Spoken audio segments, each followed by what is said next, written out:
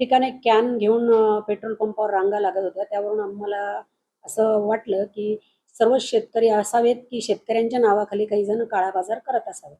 म्हणून आम्ही निनावी तक्रार आल्यावरून खरपुडी गावामध्ये जे किराणा दुकान होते 5-6 ते दुकानांची तपासणी केली असता आम्हाला बालाजी किराणा दुकान जे चतुर्भुज शेजूळ यांचं होतं. त्या ठिकाणी आम्हाला कॅन भरून पेट्रोल दिसून आलं आणि तसंच काळे किराणा दुकान जे होतं ते गणेश काळे यांचं होतं.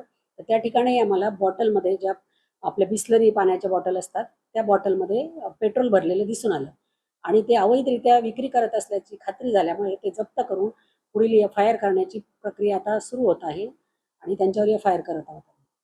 आणि या निमित्ताने मी सर्व नागरिकांना आवाहन करते, की कुणीही असा पेट्रोल किंवा डिझेलचा काळा बाजार करू नये.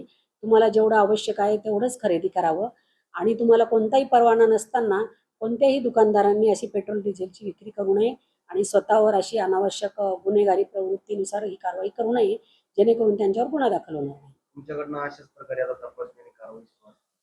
हो, जोपर्यंत अशी परिस्थिती आहे, टंचाई परिस्थिती आहे पेट्रोल डिझेलची, तोपर्यंत या पद्धतीनेच पुरवठा विभागाकडून ह्या कारवाया अशाच होत राहणार आणि कालांतराने पुढे आम्ही प्रत्येक ग्रामीण स्तरावर प्रत्येक गावामध्ये तलाठी मंडळ अधिकारी मार्फत सुद्धा या तपासण्या करत आहोत.